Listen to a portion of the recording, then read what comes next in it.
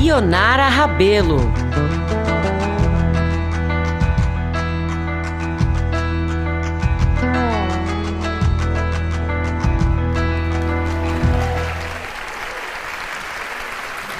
Boa noite a todos e todas. Meu nome é Ionara Rabelo, sou psicóloga da Organização Humanitária Médicos Sem Fronteiras. Essa organização foi fundada em 1971, durante a Guerra do Biafra. A necessidade era que, quando fôssemos a uma guerra, atendêssemos que o resto do mundo soubesse o que estivesse acontecendo naquele lugar. Em 1999, a organização ganhou o Prêmio Nobel da Paz. E com esse dinheiro, a gente investiu na criação de uma campanha de acesso a medicamentos para as pessoas que não conseguem comprar os medicamentos pelo preço e, portanto, torná-los mais acessíveis a todas as pessoas em qualquer parte do mundo. Nós somos uma organização humanitária, médico-humanitária, e atende pessoas em regiões de conflito, desastres naturais, epidemias, desnutrição, exclusão de acesso a cuidados e saúde. Hoje eu escolhi falar com vocês sobre a guerra. Durante 7 anos eu estou em Médicos Sem Fronteiras e já participei em conflitos armados em 3 situações no Oriente Médio. Palestina e fronteira com a Síria, onde fomos atender as pessoas afetadas pelo conflito. Estive em Tabatinga, quando os haitianos chegaram, e também tivemos uma crise migratória aqui no Brasil. E no Ebola, durante a maior crise que a gente já teve dessa epidemia na África. Também atendi após o terremoto no Equador. E agora a gente gostaria de conversar com vocês sobre a guerra na Síria, que completa 7 anos.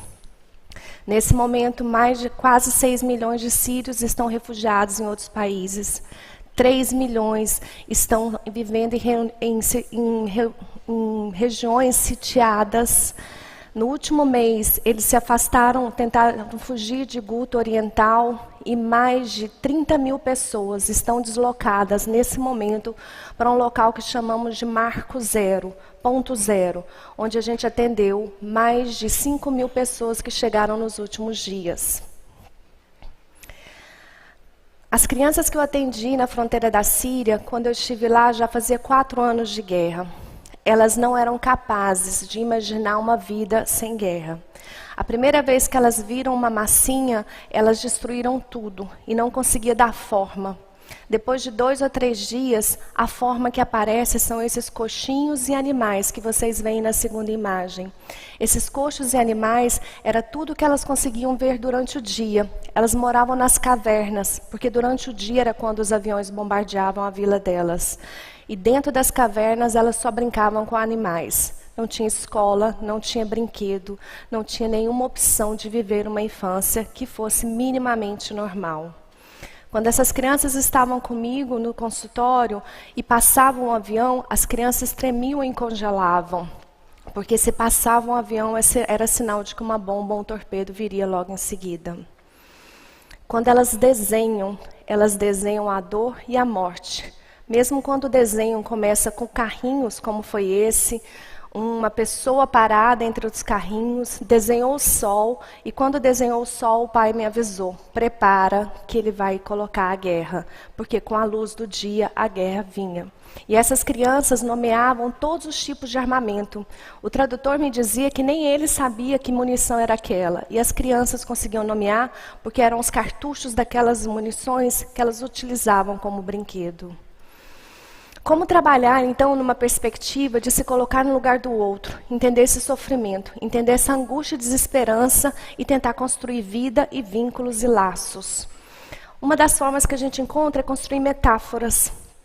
E aí, uma das metáforas construídas com uma das pessoas que eu atendi foi exatamente uma coisa que ele me falou. A casa dele tinha sido bombardeada. O pai dele morreu no bombardeio. Ele ficou com uma sequela que não poderia caminhar mais desde então. E disse que a única coisa que ele podia fazer, já que a função dele, ele não podia voltar a trabalhar, ele iria cuidar da casa, da loja do pai. O pai era um chaveiro. Ele falou assim, só que a minha família está passando fome, porque quem compra chaves? Quem precisa de chaves numa guerra? A guerra não respeita portas, não respeita chaves, não respeita nada, não respeita corpos. E com isso eu perguntei para ele que chaves a gente precisaria então para fechar algumas portas na guerra, imaginar que a gente não voltaria mais, e que portas ele jamais imaginou abrir, e aí construir outros projetos de vida.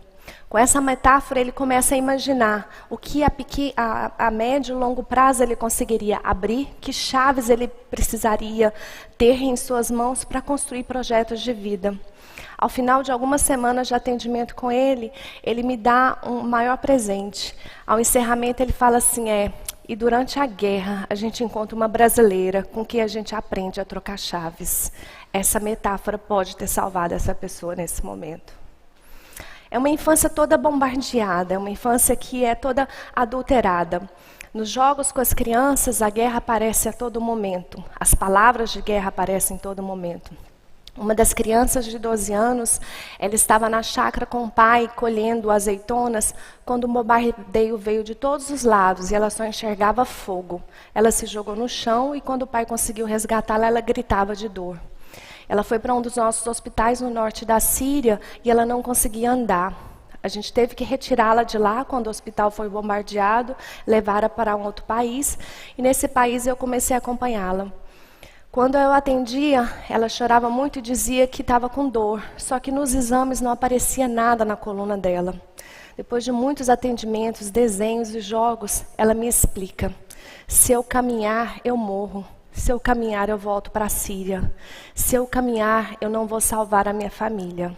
Ficava óbvio que manter a dor e manter a forma de não caminhar era o único jeito de se manter viva. Só assim ela se manteria dentro de um hospital. E como é que a gente pode trabalhar então, nem mesmo quando a pessoa tenta dormir, ela tem sossego? Como é que a gente pode trocar de lugar, ter empatia, quando ela diz que durante o dia ela vê cenas de guerra, todas as imagens que chegam pelo WhatsApp dos vizinhos são de imagens de pessoas que acabaram de ser mortas, e quando ela deita para dormir, ela tem pesadelos de repetição. Ela não consegue dormir e quando dorme um pesadelo vem.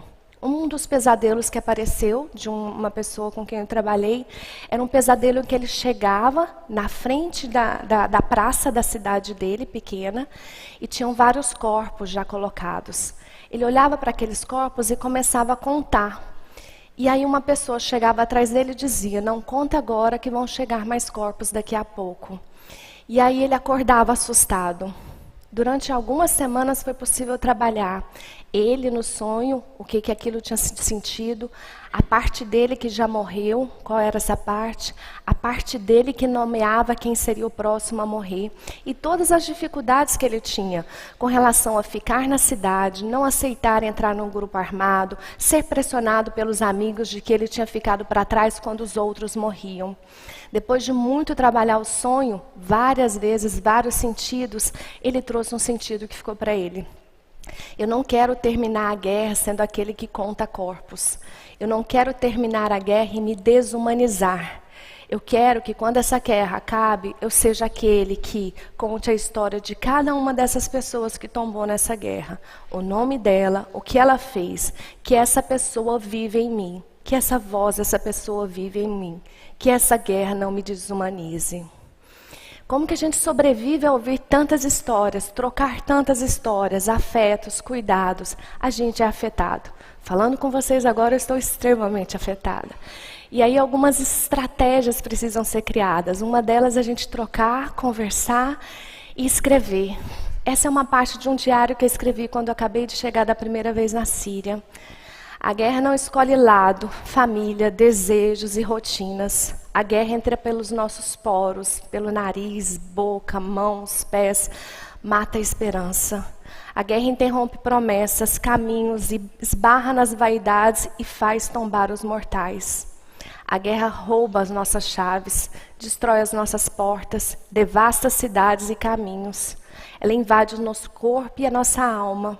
Desaloja o espírito e assola a nossa humanidade.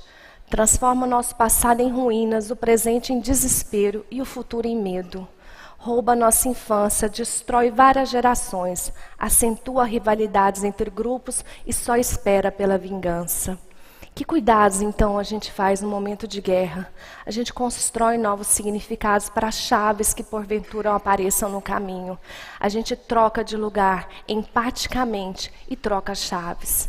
Apoia a restauração da dignidade humana. Qualquer que seja a condição, aquela pessoa precisa ser ouvida. A gente relembra aquela pessoa os valores que nos dizem quem somos e quem a gente não quer deixar que a guerra nos transforme. Nós alimentamos vínculos que mantenham essa nossa identidade, seja ela geográfica, familiar, social e cultural. A gente resgata uma subjetividade para que ela não seja o que restou ou sobreviveu ao conflito, mas aquela que pode ser acalentada nesse processo. A gente troca de lugar, a gente faz diferença. Muito obrigada.